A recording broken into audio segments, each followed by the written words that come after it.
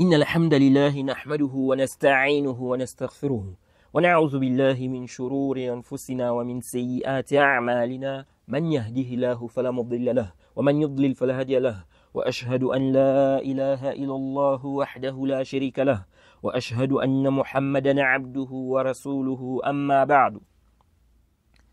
Louange à Allah, le créateur des cieux et de la terre, on le loue tout ce qu'il nous accorde comme bien, comme grâce, on lui demande de prier sur son prophète Mohammed, sallallahu alayhi wa sallam, sa famille, ses compagnons, et tous ceux qui les ont suivis jusqu'au jour de la rétribution. Celui qu'Allah a guidé, personne ne peut l'égarer. Celui qu'Allah a égaré, personne ne peut le guider.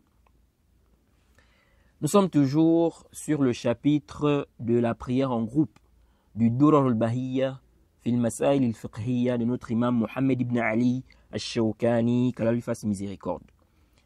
Alors, sans plus tarder, l'imam Shawkani nous dit ceci, Babun Salatul Jama'a, chapitre de la prière en groupe. Ou Babu Salatil Jama'a. On peut dire les deux. On peut dire Babun Salatul Jama'a. On peut dire Babu Salatil Jama'a. Donc, il dit sans plus tarder, Hiya min akadis sunan. وتنعقد باثنين وإذا كثر الجمع كان الثواب أكثر وتصح بعد المفضول والأولى أن يكون الإمام من الخيار ويؤم الرجل بالنساء لا العكس والمفترض بالمتنفل والعكس وتجب المتابعة في غير مبطل ولا يؤم الرجل قوما هم له كارهون ويصلي بهم صلاة أخفهم ويقدم السلطان ورب المنزل والأقرى ثم الأعلم ثم الأسن وإذا اختلت صلاة الإمام كان ذلك عليه لا على المؤتمين به وموقفهم خلفه إلا الواحد فعن يمينه وإمامة النساء وسط الصف ويقدم الصفوف الرجال ثم الصبيان ثم النساء والأحق بصف الأول أولو الأحلام والنهى وعلى الجماعة أن يصووا صفوفهم وأن يسدوا الخلل ويقيموا الصف الأول ثم الذي يليه ثم كذلك. Donc l'imam Shawkani nous dit ici, chapitre de la prière en groupe. Il dit, la prière en groupe fait partie des sunan les plus fortement recommandés. Et on a parlé du jugement de la prière en groupe. Et on a vu qu'à Sahih, c'est une obligation. Il est obligatoire de prier en groupe à la mosquée pour celui qui entend l'azan. Et on a détaillé cette question. Donc il dit ici, elle se forme à partir de 2 personnes. Si les personnes sont nombreuses, la récompense est plus grande. Elle est valide derrière celui qui n'est pas meilleur. Cependant, le mieux est que l'imam fasse partie des meilleures personnes. L'homme dirige les femmes et non le contraire. Donc les femmes ne dirigent pas les hommes. Il dit, celui qui prie une prière obligatoire peut diriger celui qui prie une prière surérogatoire. Le contraire aussi est permis. Donc celui qui prie une prière surérogatoire peut diriger celui qui prie une prière obligatoire. Il dit, il est obligatoire de suivre l'imam à moins que cela soit dans une chose qui annule la prière. L'homme ne doit pas diriger des gens qui détestent qu'il soit leur imam. Il doit alléger la prière. Il ne doit pas faire une prière longue. On fait précéder le dirigeant dans le fait de diriger la prière ainsi que le propriétaire de la maison ou du fief et celui qui connaît le plus le Coran, puis le plus connaisseur, puis le plus âgé. Si une erreur survient dans la prière de l'imam, elle est sur lui et non sur ceux qui prient derrière lui.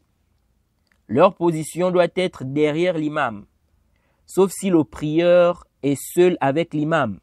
À ce moment, il se met à sa droite.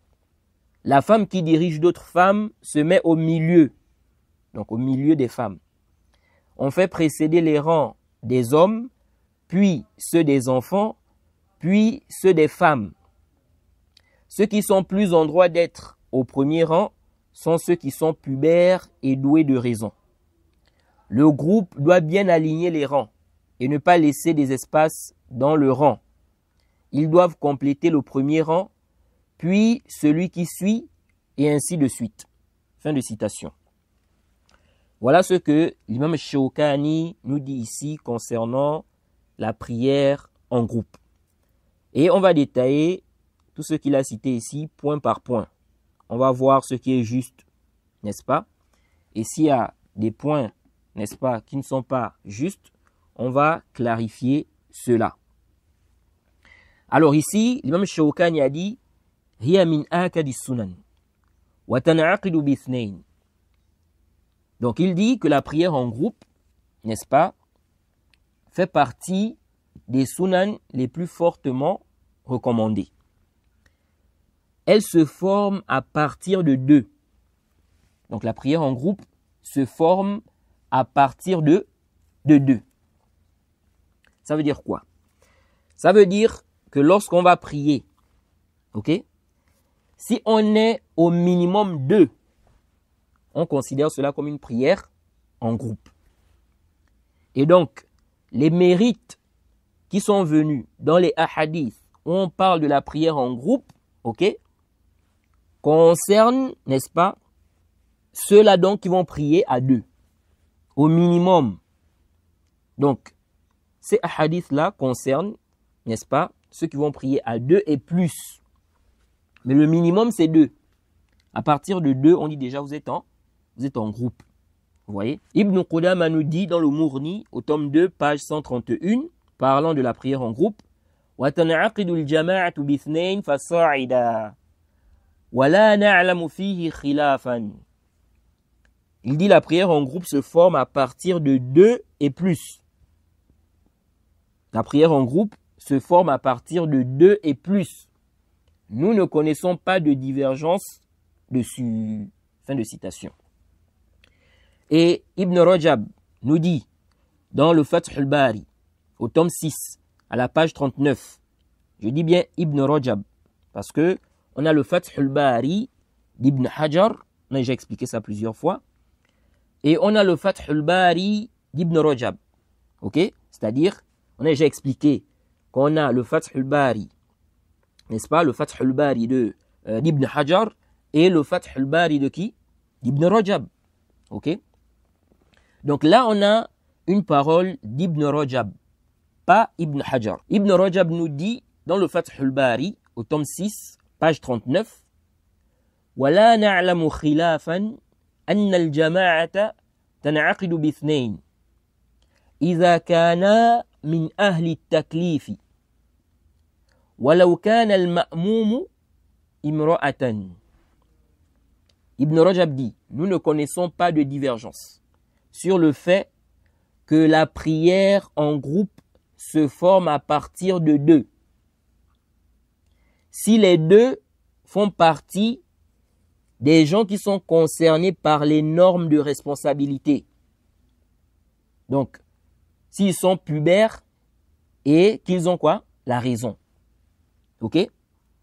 Il dit, et cela, même si celui qui prie derrière, ou le fidèle, ok, ou celui qui va prier avec celui qui dirige, même si il s'agit d'une femme, ok, même s'il s'agit d'une femme.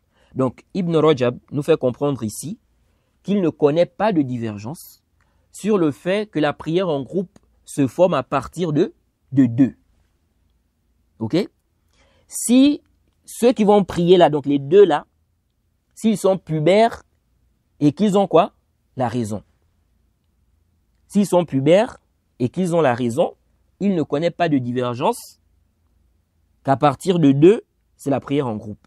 Et il dit même si, n'est-ce pas, celui qui prie donc avec l'imam, ok, ou bien même si le fidèle, ici, c'est une femme. C'est la prière en groupe, à partir de deux. S'ils sont pubères et qu'ils ont la raison. Ok? Ensuite, il dit فَإِنْ كَانَ الْمَأْمُومُ صَبِيًّا. Maintenant, Ibn Rajab pose la question ici. Si maintenant, celui qui prie avec l'imam là, si c'est un enfant, est-ce que c'est considéré comme une prière en groupe? Donc il dit ici, فِيهِ رِوَايَتَانِ فِيهِ روايتان عن أحمد في صلاة المكتوبة فأما النافلة فتنعقد كما صلى الله عليه وسلم بالليل بابن عباس وحده فأما النافلة فتنعقد كما صلى النبي صلى الله عليه وسلم بالليل بابن Abbas wahdah. Ibn Rajab dit, maintenant, si celui qui prie avec l'imam, c'est un enfant, donc il n'est pas pubère, est-ce que c'est considéré comme une prière en groupe? Il dit, on a deux avis rapportés de l'imam Ahmed en ce qui concerne la prière obligatoire. Ok? Quant à la prière surérogatoire, c'est considéré comme une prière en groupe. Comme le prophète a prié la nuit, n'est-ce pas? Il avait prié la nuit avec Ibn Abbas, n'est-ce pas? Donc il était uniquement avec Ibn Abbas. Donc, Ibn Rajab veut nous dire quoi? Il veut nous dire que dans le cas où celui qui prie avec l'imam, c'est un enfant. Donc il n'est pas pubère. Est-ce qu'on considère ça comme une prière en groupe? Il dit, on a deux avis de l'imam Ahmed en ce qui concerne la prière obligatoire. C'est-à-dire, en ce qui concerne la prière obligatoire, on a un avis de l'imam Ahmed stipulant que ce n'est pas considéré comme une prière en groupe, et on a un avis de l'imam Ahmed stipulant que c'est considéré comme une prière en groupe. Il dit, quant à la prière surérogatoire, c'est considéré comme une prière en groupe. Donc ça se forme à partir de deux. Et le dalil, il dit ici, c'est le fait que le prophète ait prié avec Ibn Abbas la nuit. Il dit وَأَكْثَرُ الْعُلَمَاءِ عَلَى أَنَّهُ لَا فَرْقَ بَيْنَ الْفَرْضِ وَالنَّفْلِ فِي ذَلِكَ وَهُوَ قَوْلُ أَبِي حَنِيفَةَ وَالشَّافِعِي. Ibn Rajab dit, la majorité des savants ont dit qu'il n'y a pas de différence à faire entre la prière obligatoire et la prière surérogatoire en ce qui concerne cette question. Il dit, et c'est la parole d'Abu Hanifa et de Shafi'i. Donc, la majorité des savants ont dit, la prière en groupe se forme à partir de deux, ok? Et il n'y a pas de différence à faire entre la prière surérogatoire et la prière obligatoire lorsque l'imam prie avec un enfant. Ok? Il n'y a pas de différence à faire dans cela. Ok? Donc à partir de 2, on est considéré comme étant en groupe. Donc les hadiths où on dit la prière en groupe est meilleure, n'est-ce pas, de 27 degrés que la prière faite seule, ok, ou 25 dans une version, ces hadiths-là concernent aussi ceux qui sont à 2. Donc à partir de 2, c'est le minimum, ok, à partir de 2. On pourrait citer comme argument justifiant que la prière en groupe, n'est-ce pas, se forme à partir de 2, donc le minimum, pour qu'on dise qu'on est en groupe. On pourrait citer comme hadith, n'est-ce pas, le hadith qui est venu dans le Sahih, où le prophète Mohammed sallallahu alayhi wa sallam dit que la prière en groupe est meilleure, n'est-ce pas, que celle faite seule de 27 degrés, ou 25 degrés dans une version. Et on a détaillé ce hadith. Alors, ce hadith, n'est-ce pas, lorsqu'on le lit, on comprend quoi? Qu'à partir de 2, c'est le groupe. Kaif. Car ici, là, le prophète dit, la prière en groupe est meilleure que celle faite seule de 27 degrés. Est meilleure que celle faite seule. Donc, ça veut dire quoi? Ça veut dire que si je ne suis pas seul, on est en groupe. Donc, à partir de 2, on est en groupe, je ne suis plus seul. À partir de 2, je ne suis plus seul, donc on est en groupe. Car ici, là, on a mentionné le groupe et la prière faite seule. Ok? Donc, la prière en groupe est en face de la prière faite seule. Donc, quand on dit ici que la prière en groupe est meilleure que celle faite seule, ok? Ça veut dire quoi? Ça veut dire ici qu'à partir de 2, je ne suis pas seul et par conséquent, c'est le groupe. Ok? Naam. Donc, on revient au hadith, le hadith de Ubay ibn Ka'ab. Dans ce hadith, le prophète Mohammed sallallahu alayhi wa sallam dit, la prière d'un homme avec un autre a plus de récompense que sa prière faite seule. Et sa prière avec 2 hommes a plus de récompense que celle avec un seul homme. Et ce qui est plus nombreux est plus aimé auprès d'Allah. Alors, intabihu huna. Dans ce hadith, qu'est-ce qui est dit? La prière d'un homme avec un autre a plus de récompense. Souvent, on traduit ce hadith, n'est-ce pas, avec les termes suivants. La prière d'un homme avec un autre est plus pure. Est plus pure. Et dans les cours précédents, je crois que c'est comme ça qu'on avait traduit cela.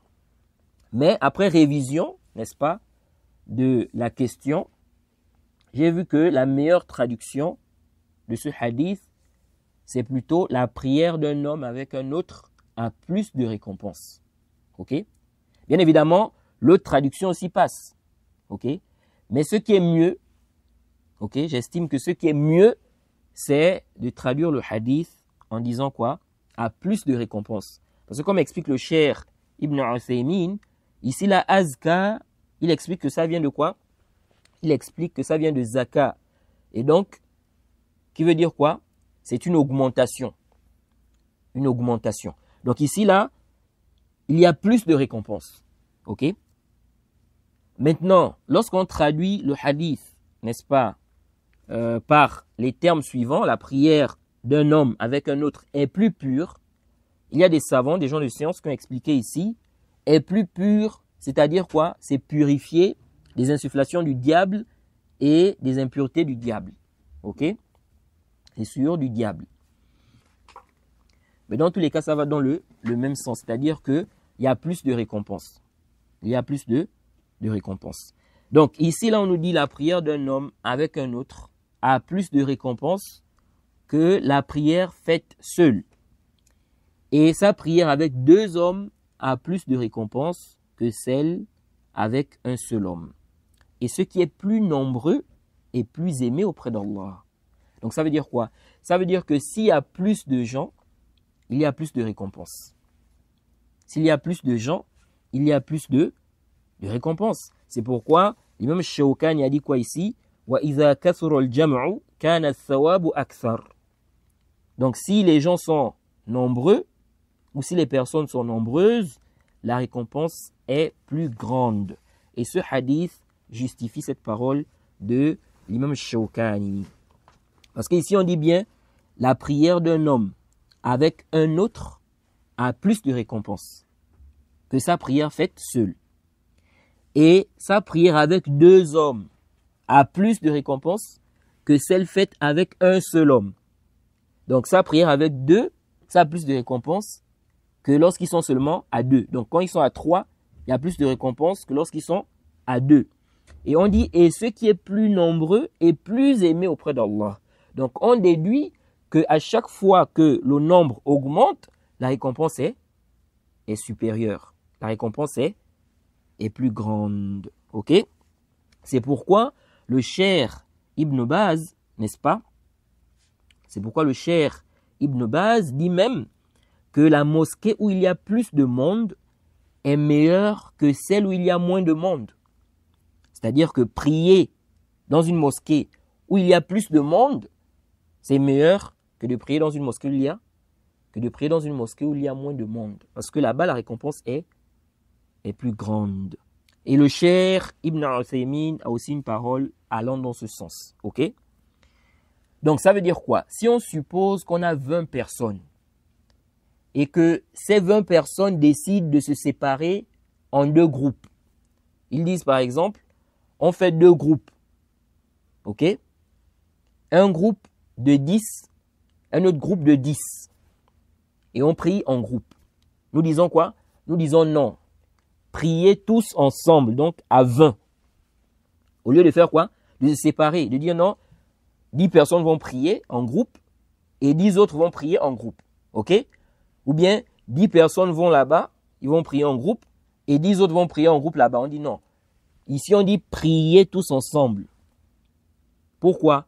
Parce que ici, là, si vous vous séparez comme ça, ok, il y aura moins de récompenses que si vous priez tous ensemble. Donc, à 20, il y aura plus de de récompense. Ok? C'est pour cela, le Cheikh Ibn Uthaymin nous dit, dans Al-Sharh al-Mumti' au tome 4, page 150 à 151, il dit ceci. لو قدر أن هناك مسجدين أحدهما أكثر جماعة من الآخر فالأفضل أن يذهب إلى الأكثر جماعة لأن النبي صلى الله عليه وسلم قال فذكر الحديث. Le Cheikh Ibn Uthaymin dit, si on suppose qu'on a deux mosquées, l'une d'elles, n'est-ce pas, ou dans l'une d'elles, il y a plus de gens, le nombre est plus grand que l'autre. Ok? Il dit ce qui est meilleur, c'est d'aller prier dans la mosquée où il y a plus de gens, où il y a plus de monde. Il dit car le prophète a dit, et il a cité le hadith qu'on a cité. La prière d'un homme avec un autre a plus de récompense que celle, n'est-ce pas, faite seule. Jusqu'à la fin du hadith.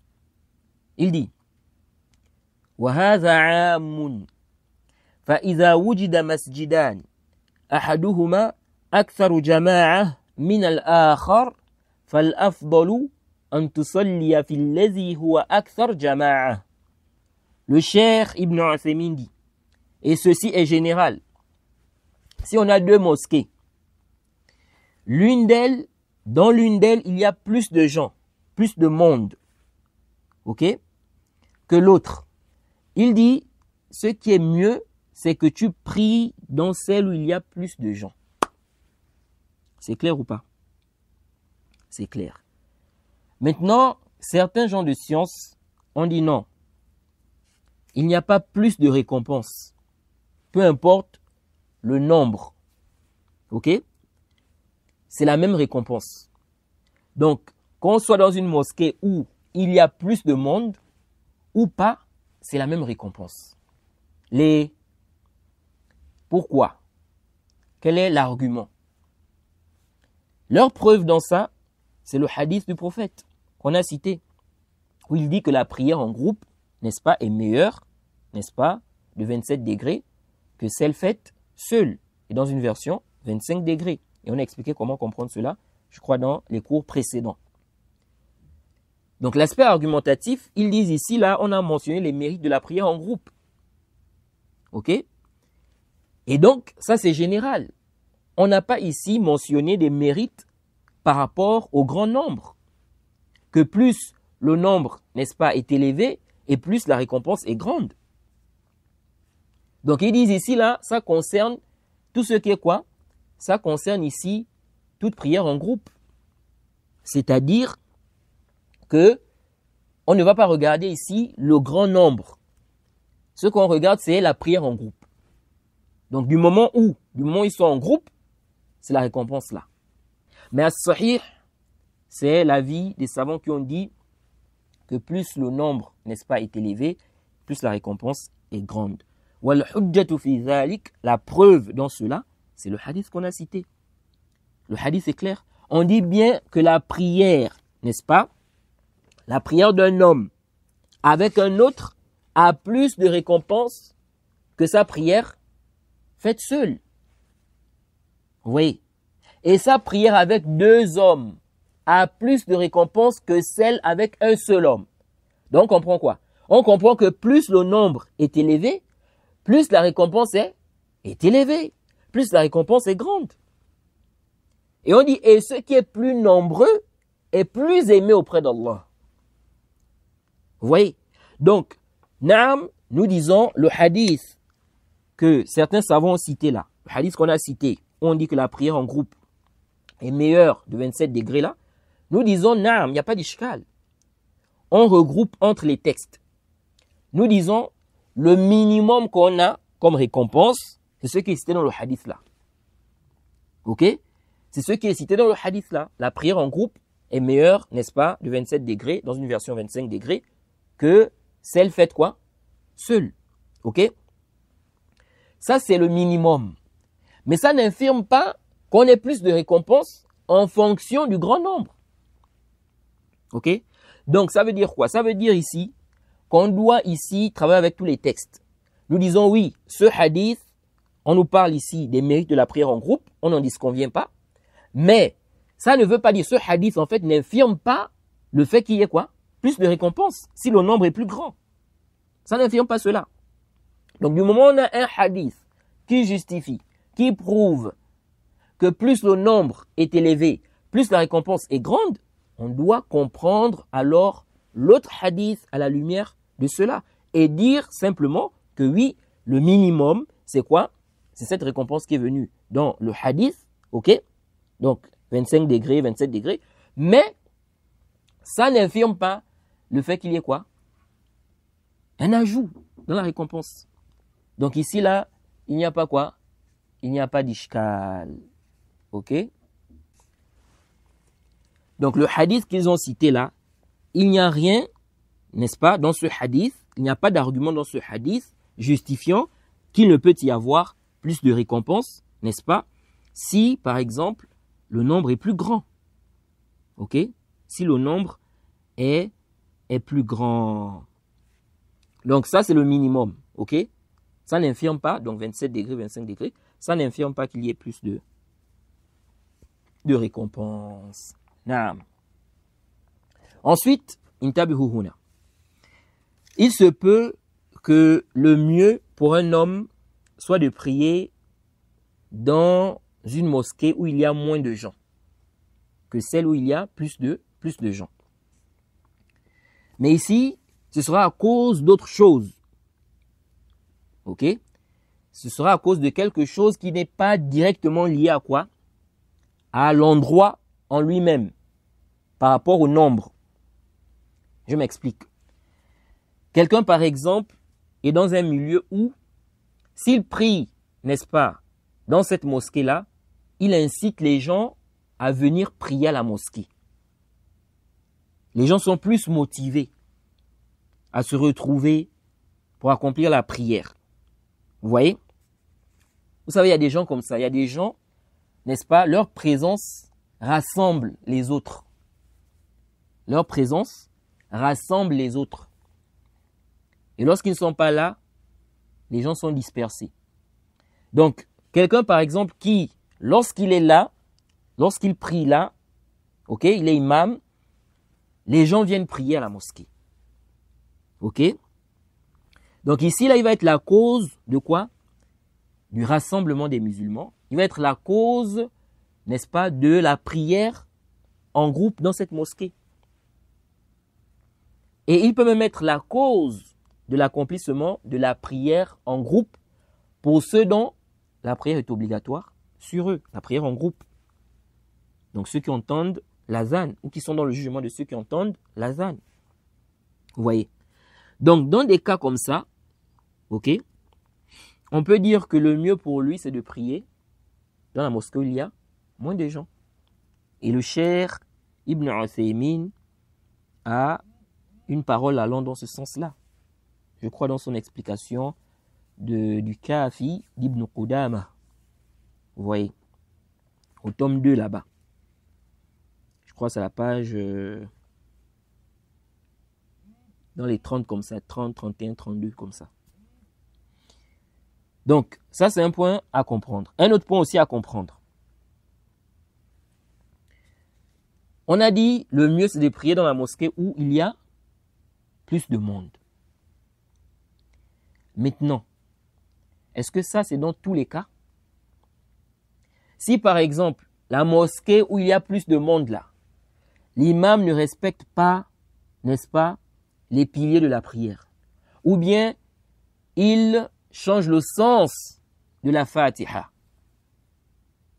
ok? Ou bien c'est un pervers, ou bien c'est un innovateur. Ah. Ici l'on dit, tu peux aller prier dans une mosquée où il y a moins de gens. Ok? Donc, si par exemple l'imam est un mubtadi', c'est un innovateur, ou bien un pervers qui extériorise sa perversité, ici là, tu fais ce qu'on appelle le hajr, le boycott. Donc tu vas aller prier dans l'autre mosquée, même si cette mosquée là, il y a moins de moins de gens. Ok? De même si l'imam ne respecte pas les piliers de la prière, ou bien il change le sens de la Fatiha. Tu ne vas pas dire non, on a dit qu'il est mieux de prier dans la mosquée où il y a plus de monde, et donc je vais là-bas. Non. Ici, tu ne vas pas prier. Tu ne vas pas prier là-bas. Alors, une autre question se pose ici. Et là, il y a un ishkal. Pourquoi? Parce que on a dit ici qu'il est mieux de prier dans une mosquée où il y a plus de gens. Ok? Qu'il y a plus de récompenses. Bon, maintenant, si la mosquée où il y a plus de gens là, c'est éloigné de chez moi, et la mosquée où il y a moins de gens, c'est une mosquée qui est proche de chez moi, est-ce que ici là, je dois aller dans la mosquée qui est éloignée et laisser la mosquée qui est proche? Parce qu'on a un hadith qui est rapporté par Tabarani dans le Mu'jam al-Kabir, n'est-ce pas? Numéro 5176 et bien d'autres, d'après Ibn Omar. On dit que le prophète Mohammed sallallahu alayhi wa sallam a dit لِيُصَلِّ الرَّجُلُ فِي الْمَسْجِدِ الَّذِي يَلِيهِ وَلَا يَتَتَبَّعِ الْمَسَاجِدِ. Et dans la version de Tabarani, لِيُصَلِّ الرَّجُلُ فِي مَسْجِدِهِ وَلَا يَتَتَبَّعِ الْمَسَاجِدِ. Donc dans ce hadith, on nous dit que le prophète a dit que l'homme prie dans la mosquée la plus proche de lui, ou que l'homme prie dans sa mosquée, donc la mosquée qui est proche de chez lui, et qu'il ne cherche pas les mosquées. Donc il n'aille pas de mosquée en mosquée. Il prie ici, après il prie ici, il prie là-bas, non. Qu'il prie dans la mosquée la plus proche. Alors là, il y a un ishkal. Comment comprendre? Car ici on dit وَلَا يَتَتَبَّعِ الْمَسَاجِدِ لِيُصَلِّ الرَّجُلُ فِي الْمَسْجِدِ الَّذِي يَلِيهِ أو في مسجده. Donc, est-ce que ici, là, on va dire la mosquée qui est proche, comme il y a moins de gens, et la mosquée qui est éloignée, il y a plus de monde? Est-ce qu'on va dire quand même ici qu'il va dans la mosquée qui est plus éloignée, sachant qu'il y a ce hadith? Ou bien on va dire qu'ici, là, même si la mosquée qui est éloignée, il y a plus de monde, mais ce qui est mieux, c'est qu'il prie, n'est-ce pas, dans la mosquée qui est plus proche. Ou bien on va dire qu'il doit prier dans la mosquée qui est plus proche. Alors là, il y a un problème. Parce qu'il y a un autre hadith qui est rapporté par l'imam al-Bukhari dans son Sahih. Le hadith numéro 623. Également rapporté par l'imam Muslim dans son Sahih. Le hadith numéro 662. D'après Abi Moussa. Le prophète Mohammed sallallahu alayhi wa sallam dit أعظم الناس أجرا في الصلاة أبعدهم فأبعدهم ممشى.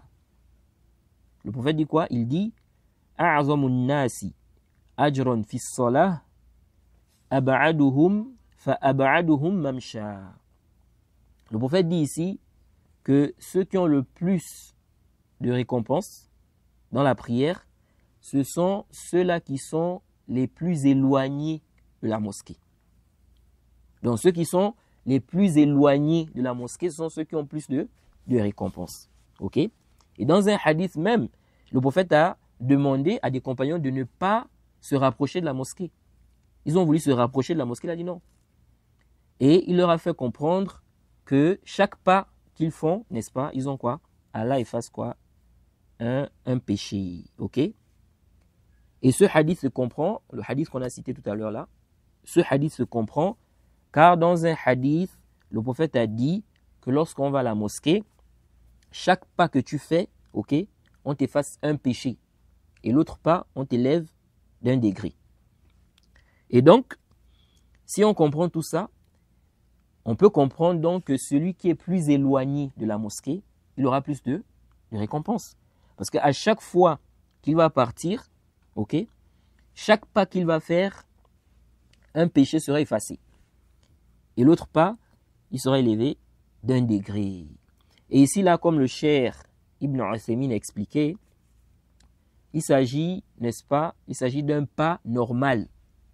Parce qu'il y a certains gens de science qui ont dit quoi? Qu'on peut rapprocher les pas. Donc, tu vas marcher lentement. Tu vas rapprocher les pas. De telle sorte que quoi? Qu'on t'efface plus de péché.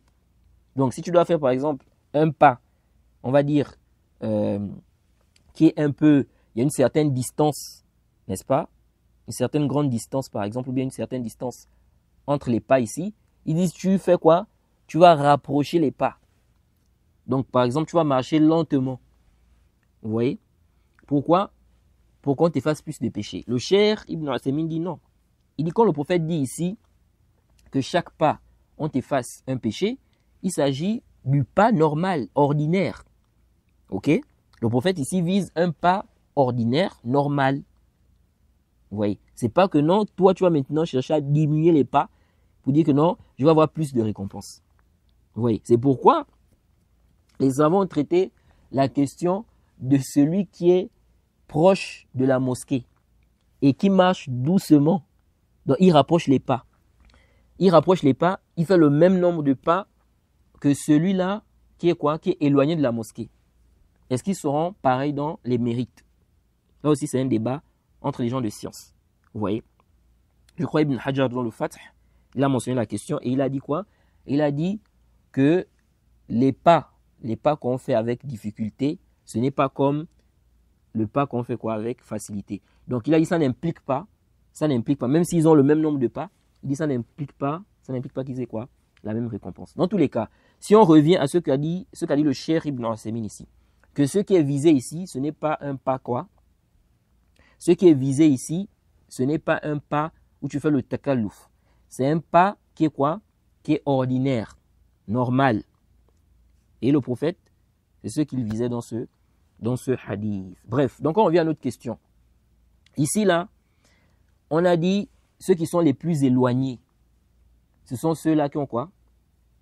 Qui ont plus de récompenses. Ceux qui sont les plus éloignés de la mosquée. Donc si on est par exemple à côté d'une mosquée, ceux qui sont derrière toi par exemple, derrière, par rapport à la mosquée, ils auront plus de récompenses que toi. Ok? Donc toi tu es par exemple proche de la mosquée, eux aussi sont proches, mais ils sont plus éloignés, n'est-ce pas, de la mosquée que toi. Par exemple, ils sont derrière toi là-bas. Ici, ils auront plus de récompenses.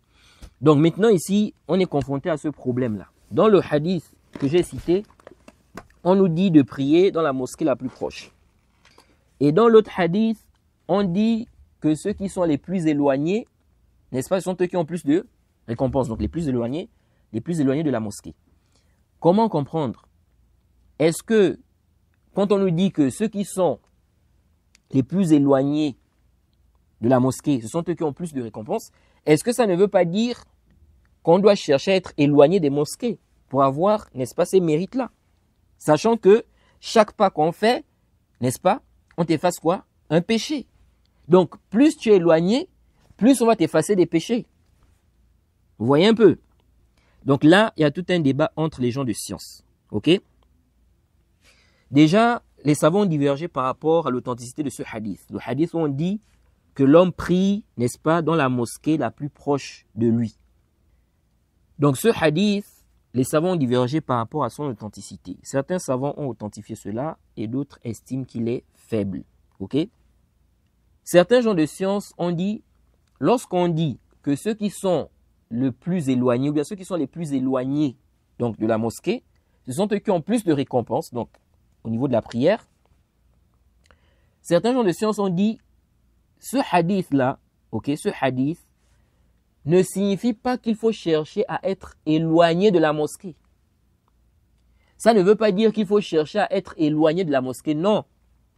Plutôt, le prophète ici a expliqué, parce que c'est connu qu'il y a des gens qui sont proches des mosquées et il y a des gens qui sont plus éloignés des mosquées. Ok? Le prophète a fait comprendre que ceux qui sont les plus éloignés là, ce sont eux qui ont plus de récompenses à cause de la distance. Parce que vous savez aussi que lorsque tu es plus éloigné de la mosquée, ok, il peut y avoir plus de paresse de se rendre à la mosquée que lorsque tu es quoi? Plus proche, à cause de la distance. Donc, la distance là peut faire en sorte, comme elle est grande, ok, la personne est éloignée, ça peut faire en sorte que la personne délaisse la prière en groupe. Donc le prophète a mentionné les mérites. Il a fait comprendre que ceux qui sont plus éloignés là, ils ont plus de récompenses dans la prière. Vous voyez? Et que à chaque fois donc que tu vas faire un pas, on t'efface un péché. Donc tu fais tes ablutions, tu te rends à la mosquée. Chaque pas que tu fais là, on t'efface un péché. Donc si tu es éloigné, tu auras beaucoup de péchés effacés. Si tu es éloigné de la mosquée. Donc ils disent, le prophète n'a pas dit ça pour dire qu'il faut chercher à être éloigné des mosquées. Que ça c'est quoi? C'est comme du takallouf. Vous voyez? Une exagération. On ne t'a pas dit de chercher. Donc quelqu'un par exemple cherche une maison. Ok? Et on lui dit qu'on t'a trouvé une maison. Et cette maison-là est éloignée de la mosquée. Khalas, lui il cherchait une maison, voilà, c'est la maison qu'il a trouvée. Mais ce n'est pas qu'il va chercher une maison qui est éloignée de la mosquée. Donc il est en train de chercher une maison mais qui est éloignée de la mosquée, qui est loin de la mosquée. Vous voyez un peu, pour avoir ces mérites-là. Donc ils ont dit, c'est pas ce qui est visé, n'est-ce pas, par le hadith. Et donc, ils disent ici qu'il n'est pas demandé de chercher à être éloigné de quoi? De la mosquée. Mais si tu es éloigné de la mosquée, voilà, tu as des mérites. Vous voyez. Alors, maintenant, concernant le hadith où on dit que le prophète a dit que l'homme prie dans la mosquée la plus proche de lui. Certains gens de science ont dit ce hadith, n'est-ce pas? Si on dit qu'il est authentique, ce qui est visé ici, c'est quoi? Pourquoi le prophète a recommandé, il a demandé de prier dans la mosquée la plus proche? Ils ont dit pour éviter les divisions. Si ça cause des divisions, ok, prie dans la mosquée la plus proche. Donc le fait que tu ailles prier dans une autre mosquée, tu laisses ta mosquée, la mosquée qui est proche de chez toi, n'est-ce pas? Ou les gens, si les gens laissent ces mosquées-là, ça peut créer quoi? Des divisions. Pourquoi ils vont prier là-bas et puis ils laissent la mosquée qui est proche? Ça peut mettre aussi de la rancœur dans le cœur de l'imam. L'imam va se dire que pourquoi il laisse la mosquée qui est proche pour aller prier dans une mosquée qui est éloignée. Pourquoi ces gens-là quittent, n'est-ce pas? Ils ne veulent pas prier dans la mosquée qui est proche, ils vont prier dans une mosquée qui est éloignée. Et ça peut créer quoi? Une division, n'est-ce pas? N'est-ce pas, des gens qui sont dans le quartier ou bien proche de la mosquée. Aussi, le fait de prier dans la mosquée la plus proche, ça fait quoi? Ça fait en sorte que les gens arrivent à se connaître, les gens du quartier, ils se rassemblent, n'est-ce pas? Tu arrives à avoir des amis, etc. Donc, le fait de délaisser la mosquée proche pour aller prier dans une mosquée qui est éloignée, ça fait quoi? C'est parmi les causes, n'est-ce pas, de division, ou bien ça ne favorise pas ce qu'on vient de dire là. Alors, donc, certains gens de science ont dit, dans le cas où ça ne cause pas de division, ok, le fait que tu quittes de chez toi, tu vas prier dans une mosquée qui est éloignée, tu laisses la mosquée qui est proche, si ça ne cause aucune division, ok, dans la mosquée, dans le quartier, ils ont dit ici, il n'y a pas de mal, ok. En tout cas, moi je penche plus vers la faiblesse de ce hadith, ok. Donc, si on veut résumer la chose, il est mieux de prier dans une mosquée où il y a plus de monde, ok. Mais ça ne veut pas dire que ce jugement est général dans toutes les situations. Donc si on est par exemple dans le cas qu'on a expliqué, où la mosquée qui est éloignée, il y a moins de gens, mais elle est éloignée. Et celle qui est proche, il y a plus de gens, mais elle est proche. Si on dit que le mieux, c'est de prier dans une mosquée éloignée, car on a plus de récompenses, et que la personne, n'est-ce pas, est éloignée de la mosquée, elle va aller prier dans la mosquée qui est plus éloignée. Vous voyez? Elle va aller prier dans la mosquée qui est plus éloignée et elle va laisser celle qui est plus proche. Wallahu a'lam. Donc voilà un peu ce qu'on peut dire par rapport à ce sujet-là. Donc, l'imam Shawkani a dit ici, parlons de la prière en groupe, وَتَنْعَقِدُ بِاثْنَيْنِ وَإِذَا كَثُرَ الْجَمْعُ كَانَ الثَّوَابُ أَكْثَرُ وَتَصِحُّ بَعْدَ الْمَفْضُولِ وَالْأَوْلَى أَنْ يَكُونَ الْإِمَامُ مِنَ الْخِيَارِ. Il dit ici, la prière est valide, donc la prière en groupe, elle est valide derrière celui qui n'est pas meilleur. Elle est valide derrière celui qui n'est pas meilleur. Donc, ce n'est pas une condition que celui qui dirige soit meilleur. Ok? Il se peut que celui qui est meilleur soit derrière. Donc, il prie derrière celui qui n'est pas meilleur. Donc, il dit ici, elle est valide derrière, donc la prière en groupe, elle est valide derrière celui qui n'est pas meilleur. Cependant, le mieux est que l'imam fasse partie des meilleures personnes. Ok? Donc, avant de continuer par rapport à ce point-là, je ne sais pas si j'ai insisté sur ça. Une mosquée où il y a plus de monde, mais cette mosquée-là est tenue par un innovateur, c'est-à-dire c'est un innovateur qui dirige là-bas. Ok? Est-ce que le mieux ici, c'est que j'aille prier là-bas parce qu'il y a plus de monde? Non.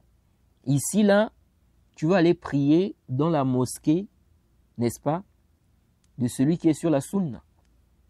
Même si la mosquée de l'innovateur, il y a plus de monde. Ok? Ici, tu fais quoi? Le hajar. Tu le boycottes. Donc, les gens de la sunna vont boycotter la mosquée là. Parce que c'est dirigé par un mubtadi'.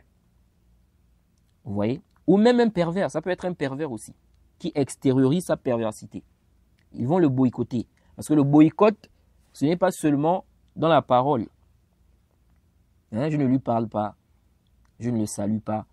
Non. Même dans le fait de prier derrière lui. Ok?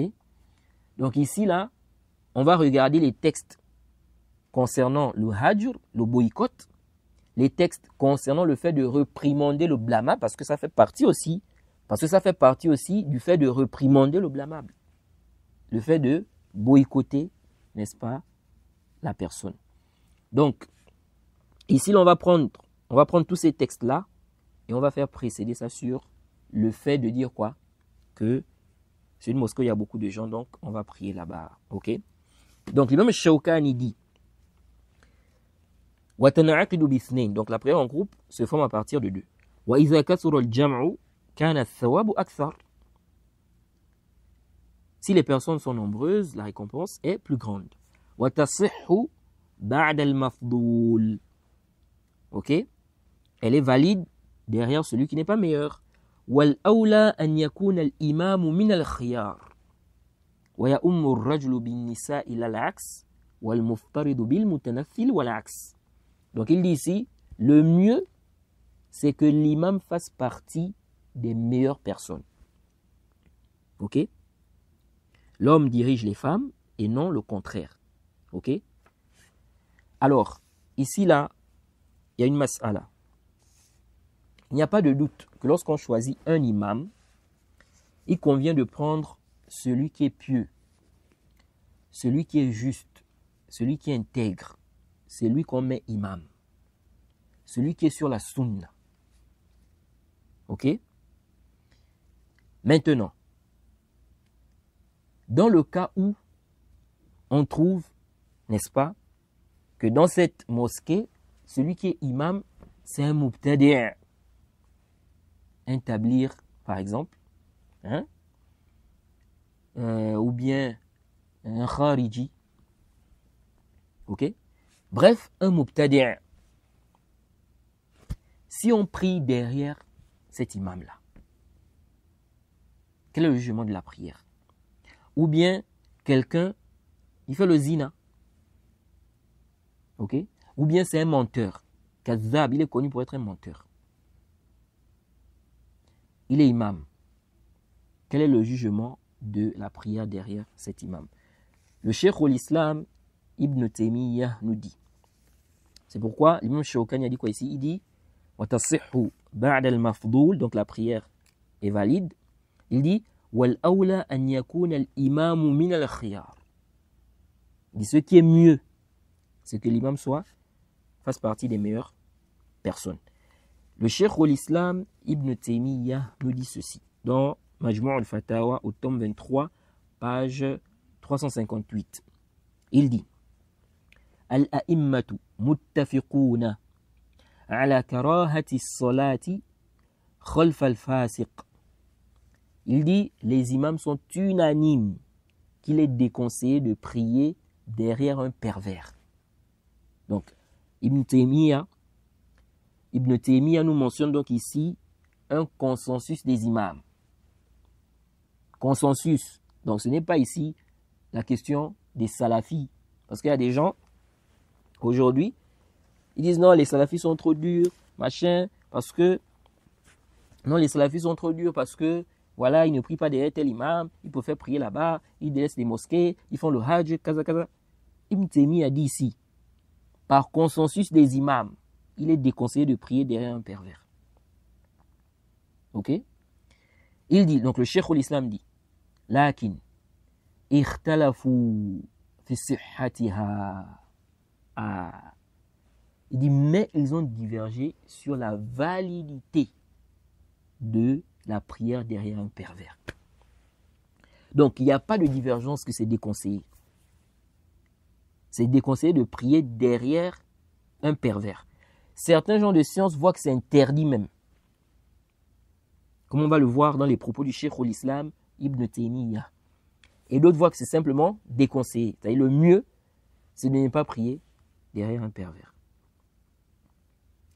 Il dit donc, ils sont unanimes que c'est déconseillé. Mais ils ont divergé sur la validité de la prière. Est-ce que vous vous rendez compte? On est là en train de parler de validité de la prière. Est-ce que si tu pries derrière un pervers, ta prière est valide? Quelqu'un est connu pour être un kazab, un menteur. Il trompe les gens, il escroque les gens. C'est connu. Mais c'est lui l'imam. Bon, vous priez derrière l'imam là. Votre prière est valide. Donc, le Cheikh l'Islam dit ici, walakin, ikhtalafu, ou lakin, ikhtalafu fi sihhatiha. Les imams ont divergé sur la validité de cette prière. Il dit, faqila la tasih. Il a été dit que ce n'est pas valide.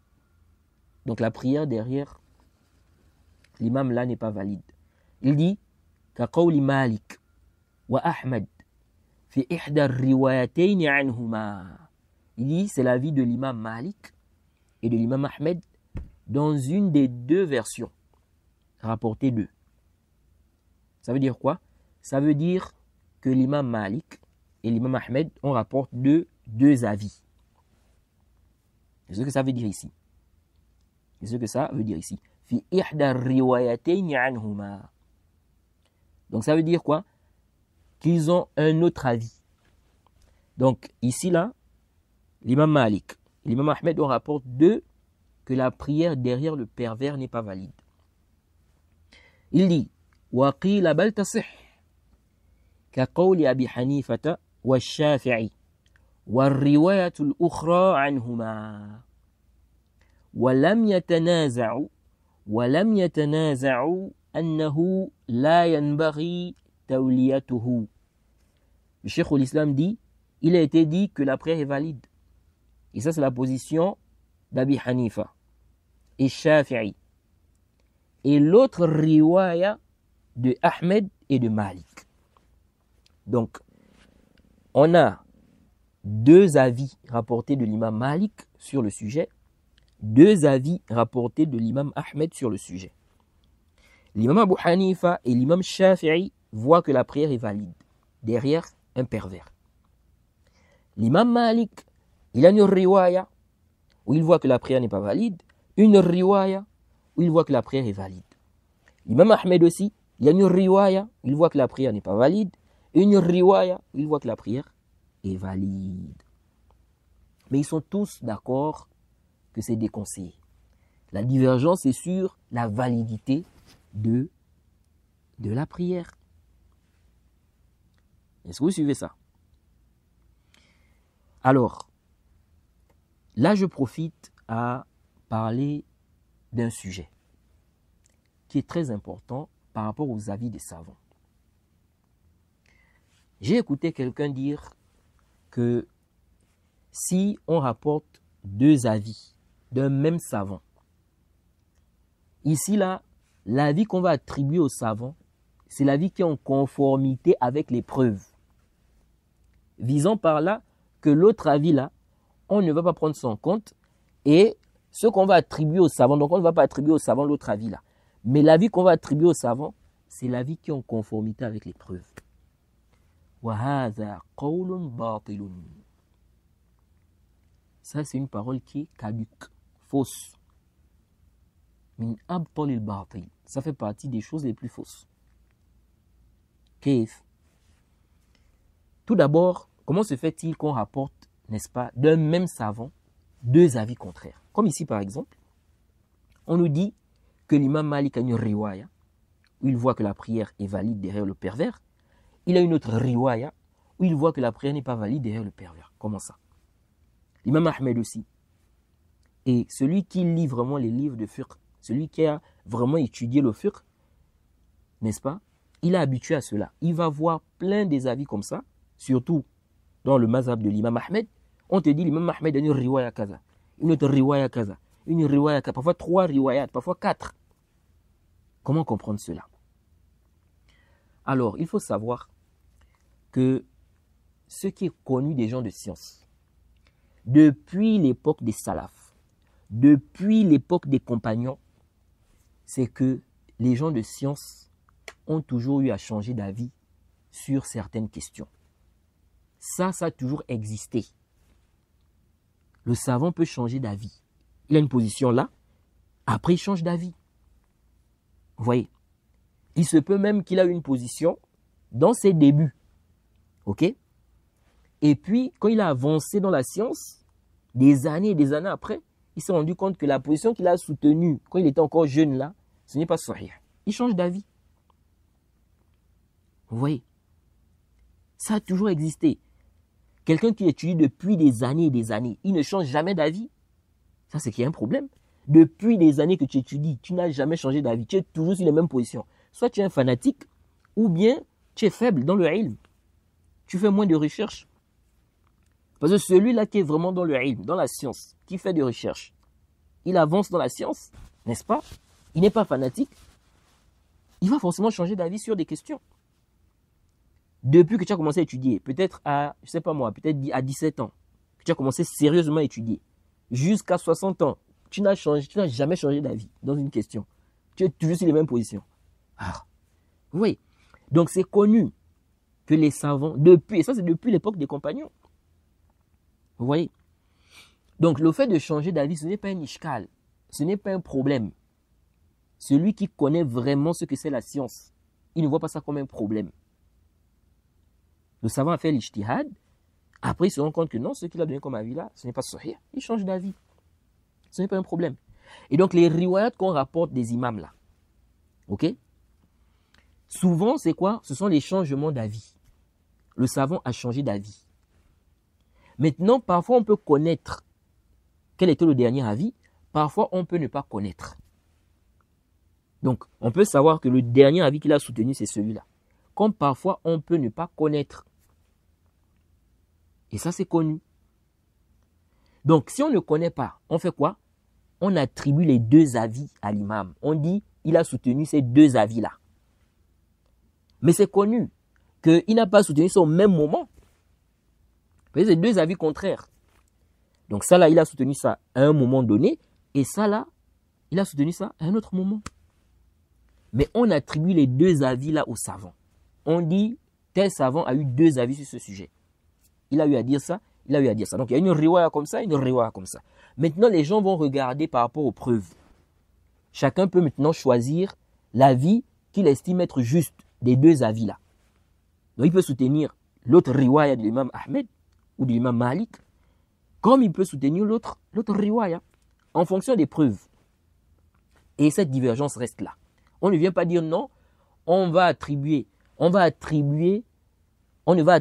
à cet imam-là que la riwaya qui est en conformité avec les preuves. Et donc l'autre riwaya là, on n'attribue pas ça à l'imam. Là, parce que lorsque toi tu dis ce qui est en conformité avec les preuves, l'avis qu'on va attribuer au savant, c'est l'avis qui est en conformité avec les preuves. En conformité avec les preuves chez qui? Chez toi ou chez le savant là? Parce que ce que toi tu estimes comme étant en conformité avec les preuves, un autre peut te contredire. Mais les sujets des divergences que vous voyez entre les savants là, Tu vois, le savant, il te dit Ar-Rajih Kaza. Ar-Rajih Kaza. Un autre savant peut dire le contraire, il va dire Ar-Rajih, c'est plutôt Kaza. Ça, c'est connu. Tu ne peux donc pas venir dire l'avis qu'on va attribuer au savant. C'est ceux qui sont en conformité avec les preuves. Ok? Sachant que ceux qui sont en conformité avec les preuves ici, c'est selon toi. Est-ce que le savant là t'a dit qu'il voit que cette riwaya là, c'est ceux qui sont en conformité avec les preuves? Il se peut que la riwaya que tu lui attribues là, il a délaissé ça. Parce que lui, il a vu que ce n'est pas en conformité avec les preuves. C'est plutôt l'autre avis qui est en conformité avec les preuves. Et donc, il a changé d'avis. Maintenant, toi, tu viens, tu dis non, l'autre position là, il ne faut pas lui attribuer ça. On attribue ceux qui sont en conformité avec les preuves. Ceux qui sont en conformité avec les preuves là, c'est selon qui? Vous voyez? C'est pourquoi ici là, on cite les riwayat là. On cite ça comme ça, on laisse ça comme ça. Il a eu tel avis, tel avis. C'est pourquoi vous voyez les savants dans les livres là, vous voyez ici par exemple, le Cheikh l'Islam, il dit une riwaya comme ça, l'imam Malik, une riwaya comme ça, l'imam Ahmed. C'est comme ça. Maintenant, les riwayat là, ça peut aussi être ce qu'on appelle le takhrij. Et c'est là où beaucoup de gens aussi s'égarent. Oui. Ça peut être quoi? Le takhrij. Ça veut dire quoi? On a déduit la position de l'imam. Ce n'est pas que l'imam a dit ça clairement comme ça, non. Mais il a dit une parole, on a compris de cette parole-là, cette position-là. Ou parfois même, c'est un qiyas. Il n'y a qu'un jahil, vraiment. Il n'y a que quelqu'un vraiment qui n'est pas plongé dans les questions de fiqh, n'est-ce pas, qui ne comprend pas ça. Parfois, vous voyez beaucoup d'avis qu'on mentionne des imams, des mazahib. Parfois, vous n'allez pas trouver le texte, la parole de l'imam textuellement où il dit comme ça, clairement comme ça. Et là où maintenant, ça pose ishkal à certaines personnes, c'est quoi? C'est que parfois le savant va faire le takhrij, le savant du mazhab, il va faire le takhrij de la position de l'imam. Mais il ne va pas nous expliquer comment il a fait sortir la vie là. Et c'est là où ça cause problème à certains. Parce qu'ils arrivent maintenant, ils cherchent la parole de l'imam. Ils ne trouvent pas. Là où il a dit ça textuellement. Et ils font quoi? Ils rejettent les avis là. Non, on n'attribue pas ça à l'imam, c'est pas sa position. Kev, c'est pas sa position. Mais on n'a pas trouvé la parole là où il dit comme ça, comme ça. Non. Vous pensez que ces savants là sont connus pour leur piété. Ils ne sont pas là pour mentir sur les imams. Vous voyez, c'est vrai que dans le takhrij, parfois il peut y avoir des erreurs. Ce n'est pas faux. Ok? Mais ne te précipite pas. C'est comme la question du Tariq al-Salah. Tariq al-Salah, il y en a les Haddadiyya, ils sont arrivés, ils ont dit non, l'imam Ahmed, sa position, c'est pas, il n'a pas une riwaya où il est fait pour le takfir de celui qui dit sa prière. Alors qu'il a une riwaya comme ça. Ils ont dit non. Parce que quoi? Ils n'ont pas trouvé la parole de l'imam Ahmed où il dit celui qui délaisse la prière n'est pas kafir. Mais il n'est pas obligé. Il n'est pas obligé de dire ça comme ça. Subhanallah. On s'adresse aux gens. Il y a un langage. Quand on parle aux gens qui réfléchissent, on parle aux gens qui réfléchissent. Je vous donne un exemple simple. C'est connu que les savants ont divergé sur le fait de boire, n'est-ce pas, debout. Que ce soit de l'eau ou du jus. Boire debout, il y a divergence. Certains savants ont vu que c'est interdit, d'autres ont dit c'est déconseillé, d'autres ont dit c'est permis. Bref, il y a une divergence. Toïb. Le péché, c'est quoi le péché? En réalité, le péché, ok, c'est ce qui implique quoi? Un châtiment, une punition. Ok? Celui qui commet un péché, il est susceptible d'être châtié. Ok. Maintenant, un savant dit, celui qui boit debout, s'il ne se repent pas, il mérite le châtiment. Ok? S'il ne se repent pas, il mérite le châtiment. Ou bien il dit, celui qui boit debout et qui ne se repent pas, s'il meurt comme ça, si Allah veut, il va le châtier. S'il veut, il va lui pardonner. Celui qui boit debout, s'il ne se repent pas et qu'il meurt comme ça, si Allah veut, il le châtie. S'il veut, il lui pardonne. Qu'est-ce qu'on doit comprendre de cette parole de ce savant-là? On comprend qu'il voit que c'est interdit. Mais si on ne trouve aucune parole de lui où il dit boire debout c'est haram, c'est interdit. Donc, il n'a pas dit avec les mots là comme ça, c'est haram. Voilà un jahil qui arrive. Non, on ne peut pas dire que c'est sa position parce que Où la parole, il dit c'est haram, mais il a dit ça ou c'est interdit. Et on comprend ça ici, quand il dit déjà que la personne mérite le châtiment. La personne mérite le châtiment. On comprend quoi? On comprend qu'il voit que c'est interdit. L'imam Abu Daoud, concernant le jeûne de samedi. L'imam Abu Daoud, concernant le jeûne de samedi. Il a dit le hadith où on dit qu'il est interdit de jeûner le samedi, sauf le jeûne obligatoire. Il dit que ce hadith est abrogé. Il dit quoi? Que le hadith l'est abrogé. C'est Mansour. Taïb. Des savants ont mentionné que l'imam Abu Daoud a authentifié ce hadith. Le hadith sur l'interdiction du jeûne de samedi, sauf le jeûne obligatoire. L'imam Abu Daoud a authentifié ce hadith-là. Mais où est-ce que l'imam Abu Daoud a dit que le hadith est authentique? Voilà quelqu'un qui arrive, il dit non. On a cherché les propos de l'imam Abu Daoud où il dit que le hadith est authentique, on n'a pas trouvé. Où est-ce qu'il a dit que ce hadith est sahih? Il dit ça où? Ya Jahil. Quand il dit que le hadith est mansour, ça veut dire quoi? Ça veut dire que c'est authentique. Quand il dit le hadith est abrogé, ça veut dire que c'est authentique. Pourquoi? Parce que ce qui n'est pas authentique, on ne dit pas que c'est abrogé. Quand tu dis cette sentence-là a été abrogée, la sentence qui est dans le hadith là, ça a été abrogé. Ok? Ça veut dire quoi? Ça veut dire que tu vois que cette sentence était là, c'est prouvé. Donc quand il vient dire le hadith l'a abrogé, ça veut dire quoi? Ça veut dire ici qu'il voit que c'est authentique. Parce que si ce n'est pas authentique, tu ne dis pas que c'est abrogé. Puisque ce n'est pas prouvé. Donc quand tu dis que c'est abrogé, c'est que tu vois, quand tu dis que c'est abrogé, c'est que tu vois déjà que c'était prouvé. Parce que l'abrogation, c'est ça. On enlève un hukm qui était là, qui était prouvé. Ok? Par un autre hukm qui vient après, qui est venu après. C'est ça l'abrogation, en résumé. Donc, ici, quand l'imam Abu Daoud dit que le hadith là est mansour, automatiquement on comprend qu'il voit que c'est sahih. Il n'a plus besoin de dire ce hadith est authentique. Sahih, là. Donc si toi maintenant tu viens, à cause de ton jahal, tu viens dire non, on n'a pas vu la parole d'Abu Daoud, il a dit que non, c'est authentique, tu ne comprends pas. L'imam Ahmed, quand il parle de celui qui délaisse la prière, il dit que sa foi baisse, ça baisse la foi. Le délaissement de la prière baisse la foi. On doit comprendre quoi? Qu'il fait le takfir dans la riwaya là. Il nous dit que ça baisse la foi. Il n'a pas dit ça nul. Toi qui vois que celui qui a délaissé la prière, il est sorti de l'islam là. Est-ce que tu dis que non, délaisser la prière, ça te baisse la foi? Ou bien tu dis ça annule la foi? Il est devenu kafir. Donc quand l'imam Ahmed dit que ça baisse, on doit comprendre que dans cette riwaya, il fait pour le takfir de celui qui délaisse sa prière. Et d'autres paroles qu'il a où il est en accord avec l'imam Zuhri. Vous voyez? Tout ça là, on doit comprendre quoi de ces propos-là. Toi, tu viens dire non, où est-ce qu'il a dit comme ça que celui qui n'est pas kafir? Mais tu comprends quoi? Tu veux qu'il te parle en quelle langue? On s'adresse aux gens qui réfléchissent, aux gens qui comprennent. Qui a dit que dans le langage, lorsqu'on s'exprime, on doit forcément dire la chose mot pour mot? Qui a dit ça pour qu'on comprenne? Même dans le Coran, est-ce que ça existe? Que tout est dit mot pour mot? On comprend des choses. Il y a des choses, on te dit ça, tu comprends. L'imam Shafi'i dans le on comprend clairement de ses propos qu'il fait pour le takfir de celui qui délaisse sa prière. Donc c'est comme ça.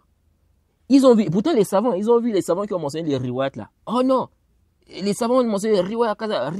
Non, mais c'est pas prouvé. Comment c'est pas prouvé? On n'a pas vu la parole. Mais tu sais comment les savants ont fait sortir les avis là? Tu penses que les savants là, c'est quoi? Ils viennent comme ça, ils attribuent, ils disent maintenant tel savant a dit comme ça, de sa tête quoi. Mais non. C'est pourquoi le cheikh al-Islam a fait une bonne réfutation. Lorsqu'il était en train de parler, il réfutait As-Subki. Dans Ar-Radd al-Subki. Et ce livre-là, subhanallah, quand je lis ça, j'ai l'impression que le cheikh al-Islam Ibn Taymiyyah, il est même en train de réfuter les Haddadiyya là-bas, sur les questions du consensus. J'ai l'impression qu'il est en train de les réfuter. Parce que les shubhat qu'ils apportent là, il est en train de réfuter ça là-bas. Il dit ici, le cheikh al-Islam dit, n'est-ce pas, à la page, donc, réfutation, la réfutation à Subki concernant le divorce conditionné. Tome 1, page 501.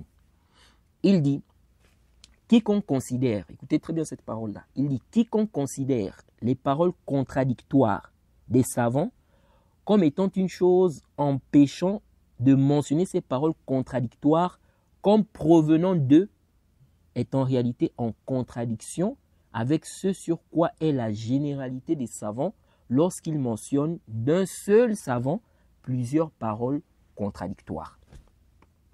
Vous voyez ça? Donc, quand quelqu'un va voir deux avis contradictoires d'un même savant, il dit, oh, comment ça? On va attribuer seulement une parole et l'autre là-bas on laisse. Non. Ibn Taymiyyah a dit, celui-là, il est en contradiction avec ce sur quoi est la généralité des savants. Lorsqu'il mentionne d'un seul savant plusieurs paroles contradictoires. Il dit, et c'est connu que le savant ne soutient pas deux paroles contradictoires au même moment. Vous voyez? Il dit, il a plutôt soutenu celui-ci un temps et celui-là à un autre moment. Fin de citation. Donc quand on parle des riwayat là, tu vas dire, mais comment l'imam, il a eu une parole, il dit comme ça, il dit encore comme ça contredit la première parole. Oui, il a changé d'avis. Il a changé d'avis. Ou bien c'était un tahrij que les gens de science ont eu à faire de ces positions, parce que le tahrij, on le fait aussi sur d'autres paroles de l'imam. Le Cheikh al-Islam dit toujours, dans le même livre, ici à la page, au tome 1, page 502 à 504, il dit, sa parole, c'est-à-dire à Subki, ceci indique la contradiction des deux paroles de son imam. Le Cheikh al-Islam réfute cette parole de Subki. Il dit, soit son but ici est de dénigrer les imams, soit son but est de contester la déduction faite pour affirmer l'avis de l'imam. Et les deux sont faux. Quant au premier, c'est parce que les déclarations explicites, contradictoires, qui sont rapportées des imams n'impliquent pas un dénigrement envers eux par consensus. Donc on a vu des paroles explicites claires de l'imam. Mais ces paroles-là sont en contradiction. Il dit ça n'implique pas le dénigrement. Il dit, mais cela indique plutôt un changement de leur ijtihad. Ah. Donc là, on doit comprendre que l'imam a changé d'ijtihad. Il dit, de même, cela indique leurs multiples recherches et réflexions. Ça montre qu'ils font des bouhous, des recherches. Quand l'ijtihad change, des réflexions. Il dit, et leur suivi, et ça montre aussi leur suivi de la vérité, lorsque la vérité leur apparaît.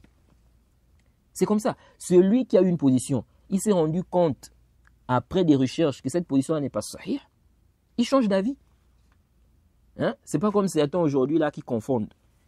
Quelqu'un va te dire, oui, mais il change d'avis, l'autre là-bas a changé d'avis. Pourquoi il a changé d'avis? Il change d'avis, donc après il te cite le athar de qui? De Huzaifa.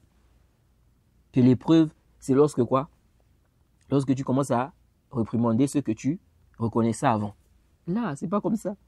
Les savants ont toujours changé d'avis depuis l'époque des compagnons là-bas. Donc si je suis dans le faux, je me suis rendu compte que j'étais dans le faux, je ne dois pas changer d'avis. Tu vas venir me dire non, tu vas me citer le athar de Huzaifa. Je me suis rendu compte que j'étais en erreur. Je change d'avis. Je ne peux pas rester sur cette position. Est-ce que vous suivez ça? La personne doit changer d'avis. Elle ne doit pas rester sur cette position-là.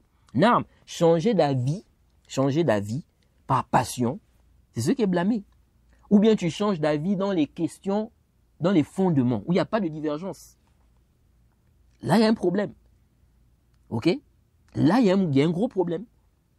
Là, on dit quoi? Il y a un gros problème. Mais changer d'avis dans des questions à ijtihad, ou des questions où les savants ont divergé. Moi, je suis de cette position.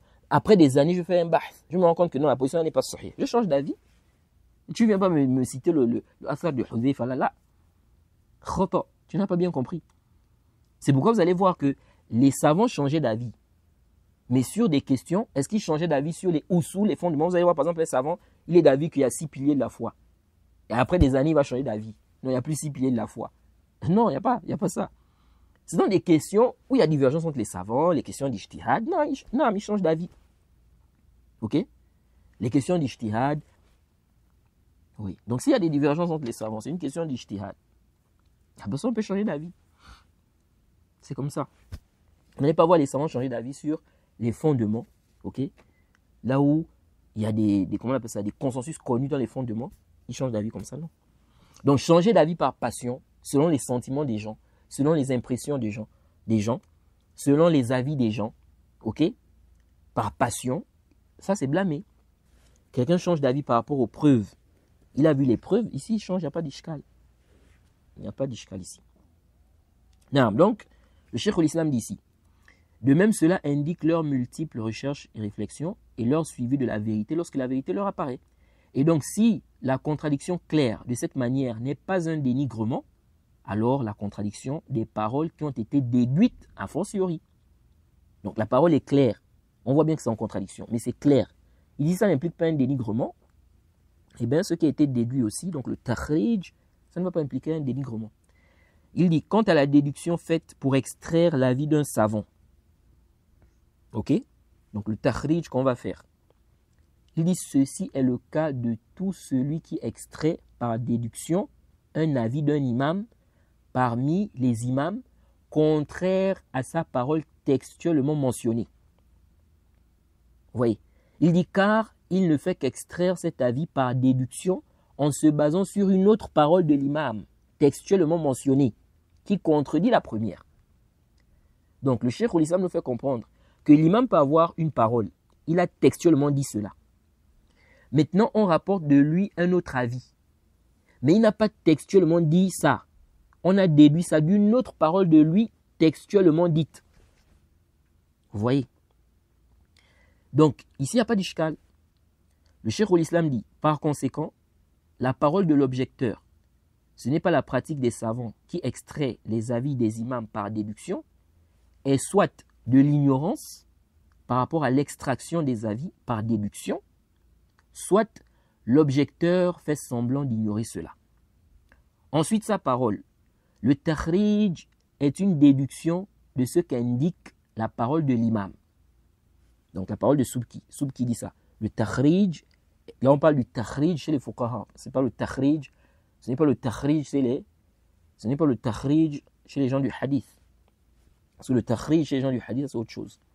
Donc il dit ici, la parole de l'auteur, donc sa parole, le takhrij est une déduction de ce qu'indique la parole de l'imam. Ceci est vrai. Cependant, c'est une déduction de ce qu'indique sa parole, bien qu'il ait une autre parole qui contredit cela.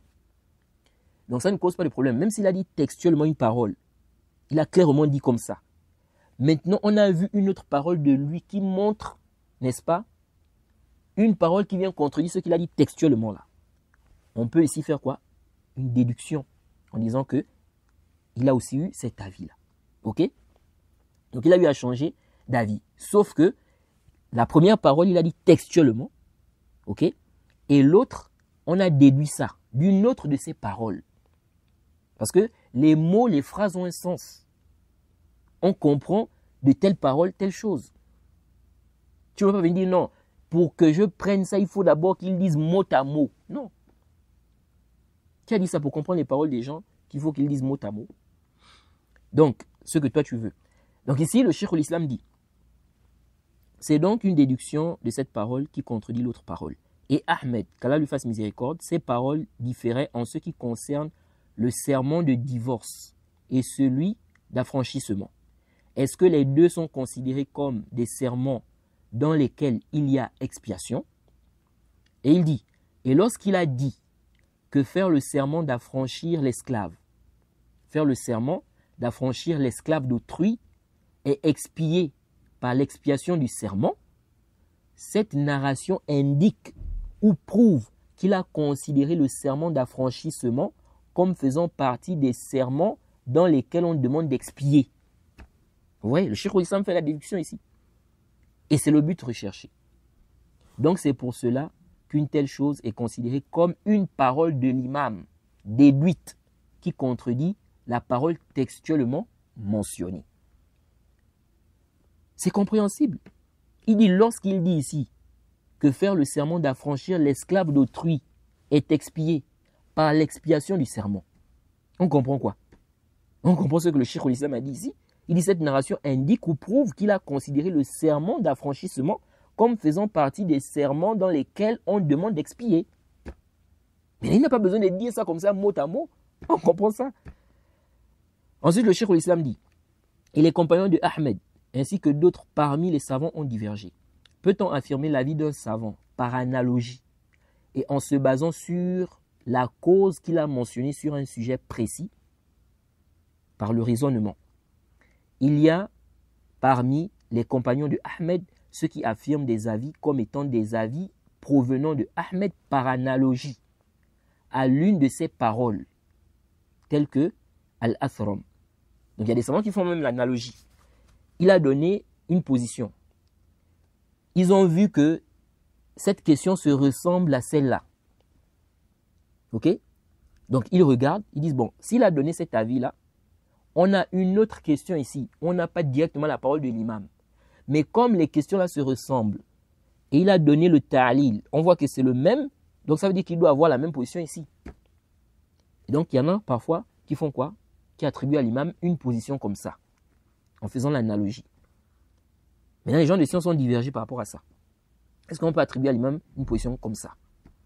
Donc il dit ici, il y a parmi les compagnons de Ahmed ceux qui affirment des avis comme étant des avis provenant de Ahmed par analogie à l'une de ses paroles telles que Al-Athram, Al-Harbi, Ibn Hamid, Al-Qadi et la majorité d'entre eux. Et parmi ses compagnons, il y a ceux qui n'affirment pas les avis de Ahmed de cette façon, comme l'a mentionné Ibn Hamid d'après Al-Khallal et son compagnon. Fin de citation. Donc, vous comprenez aisément que lorsqu'on parle des riwayat, des savants, même si vous ne trouvez pas la parole textuellement mentionnée, ne vous précipitez pas à rejeter l'avis de l'imam. Et surtout lorsque ce sont les savants du mazhab qui mentionnent la position de leur imam. Hein? Comme le Cheikh al-Islam. Le Cheikh al-Islam, il est connu pour bien connaître le mazhab hanbali. Il décide des riwayat de l'imam Ahmed. Tu ne peux pas te précipiter comme ça. Oh non, on n'a pas vu la parole textuellement. Mais avec ça, vous allez rejeter beaucoup d'avis qui sont mentionnés dans les livres de fiqh des imams. Beaucoup d'avis là, on n'a pas le texte direct de l'imam, clair mot pour mot. Mais on a d'autres paroles de l'imam où on comprend ça. C'est évident qu'il a visé ça. Quand il dit ça, ça veut dire ça. Donc on peut dire que c'est sa position. Comme l'exemple que j'ai pris là, simplement. Il dit la personne mérite le châtiment. On comprend qu'il voit que c'est interdit. Tu n'as pas besoin de dire non, mais où est-ce qu'il a dit comme ça haram? Non, il n'a pas besoin de dire ça. Hein? Il dit que c'est Mansour. Tu sais où est-ce qu'il a dit? C'est sahih. Non, mais il voit que c'est sahih. Parce qu'il dit que c'est Mansour. Donc si toi tu as fouillé tous les koutoub, hein? Les livres d'Abu Daoud, tout ça là, tu n'as pas vu là où il a dit sahih. Tu viens maintenant, tu dis non. Donc ça veut dire que ce n'est pas prouvé. L'imam Abu Daoud n'a jamais dit ça. Ce n'est pas sa position. Qu'est-ce que c'est ça? Ça c'est quoi, c'est ça? Donc, voilà un peu ce que je voulais rappeler par rapport à cette question-là. Il est très important de comprendre cela. Les imams que vous voyez là, ce n'est pas des gens comme ça qui viennent un bon matin, ils se lèvent et puis disent non, riwaya kaza, riwaya de Malik kaza. Là, c'est un travail et c'est des gens qui craignent. Ils sont connus pour la crainte. C'est des gens qui sont connus pour leur crainte. Ils ne vont pas attribuer des paroles comme ça. Vous voyez? Maintenant, le problème, là où il y a l'ishkal, c'est que parfois le savant va donner la vie par takhrij et puis n'a pas mentionné sur quoi il s'est basé pour faire le takhrij là. Comment il a fait le takhrij là. Et c'est là où il y a problème maintenant. Et c'est là où vous voyez des gens, parfois ils viennent, ils rejettent. Non, c'est pas sa position, non. Non. Alors qu'il se peut que le savant ait raison. Mais comme il n'a pas cité où est-ce qu'il a fait le takhrij là, et toi tu ne connais pas, tu vas rejeter. Oui. Donc c'est ça. Donc quand vous voyez les riwayat là, les riwayat des imams là, c'est le changement d'avis. Parfois c'est aussi le takhrij. On a fait le takhrij par rapport, n'est-ce pas, au fondement de l'imam, ou bien par rapport à une position de l'imam qu'il a déjà. Vous voyez? Et on a compris ça, on a compris de cette parole-là que, ah, donc quand il dit ça, ça veut dire ça. Donc on dit c'est sa position, même s'il n'a pas dit mot pour mot. Ok? C'est comme ça. Si quelqu'un maintenant vient, on te demande, est-ce qu'on peut prier avec telle chose? Tu dis, prier comme ça, la prière est batil. Quelqu'un arrive, il te demande, est-ce que je peux prier avec telle chose sur mon corps? Tu dis, la prière est batil si tu pries comme ça. On comprend quoi? Qu'il ne faut pas prier avec ça? Donc, si quelqu'un vient et dit, non, où est la parole, lui, il a dit, où est-ce que le frère a dit, on ne peut pas prier avec ça? Mais quand il dit que la prière est batil, ça veut dire quoi? Que tu dois prier avec ça? Ça veut dire que tu ne dois pas prier avec. Oui. Ça n'a jamais existé depuis Dunia que pour accepter la parole de quelqu'un, il faut qu'il dise la chose mot pour mot, comme tu veux l'entendre. Non. Il y a des phrases, n'est-ce pas, lorsqu'on te dit ça, tu comprends ça. Cette parole-là, ça veut dire ça. Ça veut clairement dire ça. Vous voyez? Et ça, c'est acceptable. Ok? Mais comme je l'ai dit aussi, parfois c'est vrai, dans le takhrij, il peut parfois y avoir des erreurs. Ok? Le savant peut faire un takhrij. Maintenant, dans le takhrij là, quand on regarde, n'est-ce pas, il s'est trompé. Ça, ce n'est pas faux. Ok? Mais de là à rejeter tout ce qui est takhrij, n'est-ce pas, ou bien les avis des imams, parce que tu n'as pas vu la parole de l'imam textuellement, mot pour mot, ça c'est batil. Vous voyez? Ça c'est complètement quoi? C'est complètement faux et caduc. Non, donc ici là, le Cheikh l'Islam nous mentionne, n'est-ce pas, les avis des gens de science par rapport à la prière derrière le pervers. Ok?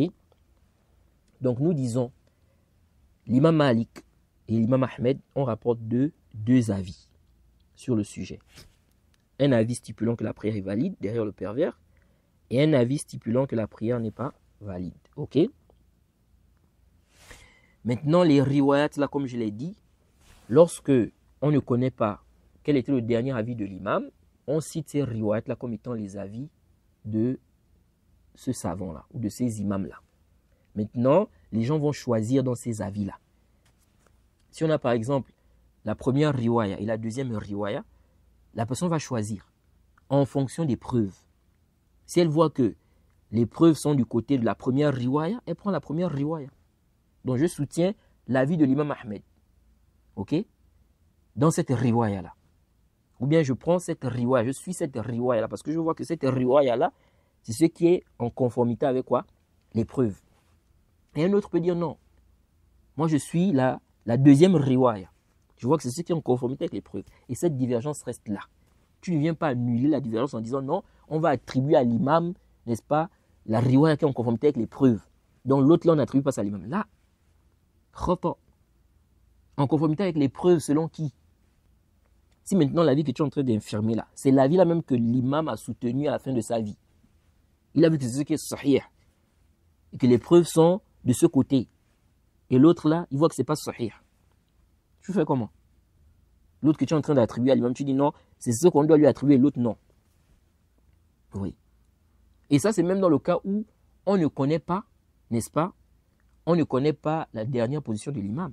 Mais dans le cas où on connaît, même dans le cas où on connaît, on va voir ça, le Cheikh l'Islam explique même que dans le cas où on connaît, on attribue. Vous voyez? Parce qu'en fait, la position de l'imam, l'ijtihad de l'imam n'est pas annulé par l'ijtihad. Ce n'est pas comme la parole du prophète, où la dernière parole vient abroger la première. Oui, parce que l'imam qui a fait l'ijtihad, ok, il a fait un ijtihad, il a donné un avis. Ensuite, il a changé d'ijtihad. Il se peut que le premier avis qu'il a donné, c'est ce qui est sahih. Ce n'est pas parce qu'on change d'avis que forcément le dernier avis, c'est ce qui est sahih. Là, quelqu'un peut changer d'avis, il quitte d'un avis qui est sahih pour un avis qui est khata. Même s'il a changé d'avis. Oui, il a vu que le deuxième avis, c'est ce qui est sahih. Le premier avis n'est pas sahih. Alors que non, il était sur la bonne position. Donc, quand le savant fait un ijtihad, il donne un avis. Ensuite, il change d'ijtihad des années après. C'est pas parce qu'il a changé d'ijtihad que ça veut forcément dire que le premier avis est quoi? Est faux. Il se peut que le premier avis soit sahih. Donc, on garde les deux positions là. On n'annule pas, n'est-ce pas, le premier ijtihad par le deuxième. Le Cheikh l'Islam a expliqué ça et on va lire les propos du Cheikh l'Islam par rapport à cela. Vous voyez? C'est comme ça. Et on va détailler ce point-là aussi. Quand on parle ici de la considération de la divergence, on ne prend pas aussi les propos de ceux dont les propos ne sont pas considérés dans les divergences. Ok? Quelqu'un, ses paroles ne sont pas considérées dans les divergences. Il a eu à donner un avis. Après, il a changé d'avis. On ne dit pas non, il y a divergence. Parce que lui, ses propos ne sont pas considérés les divergences. On parle ici des savants, des gens de science, n'est-ce pas? Le savant a fait un ijtihad, ensuite, il a changé d'avis. Ok? Ici, ça devient quoi? Ça devient ici deux avis. Ça reste là. Même si lui, il a changé d'avis. Ok? Maintenant, on va regarder ce qui est en conformité avec les preuves de ce qu'on va suivre. Mais on dit qu'il a eu ces deux avis-là. Il a eu à soutenir ces deux avis-là. Ok? Donc, voilà ce qu'on peut dire par rapport à cette parenthèse. Donc, on va d'abord s'arrêter là. Et le cours prochain, on va revenir sur, n'est-ce pas, la question des riwayat là. Et puis on va continuer dans les propos de l'imam Shawkani, qu'Allah lui fasse miséricorde. Wa subhanaka Allahumma wa bihamdik wa ashhadu an la ilaha illa anta astaghfiruka wa atubu ilayk.